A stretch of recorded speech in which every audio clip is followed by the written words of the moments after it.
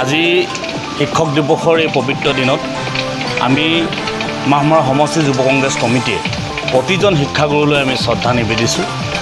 আজি আমি মাহমৰা সমষ্টিৰ অন্তৰ্গত বিভিন্ন প্ৰান্তত শিক্ষাগুৰুসকলক আমি শ্ৰদ্ধা নিবেদিছোঁ আৰু একোটাকৈ আমি গছপুলি বিতৰণ কৰিছোঁ।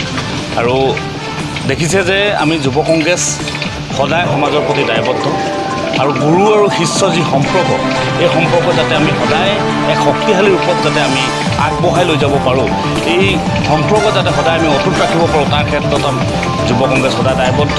আৰু আমি সদায় যুৱ প্ৰজন্মক এই বাৰ্তা আমি দি যাম আৰু প্ৰতিজন যুৱ প্ৰজন্মই যাতে শিক্ষাগুৰুক সন্মান কৰি যায়, এই প্ৰতি সকলোকে আমি সজাগ কৰি যাম আৰু সকলোৱে যাতে দায়বদ্ধ হয়, তাকে আমি সদায় আমি যুৱ কংগ্ৰেছে চকু দি যাম।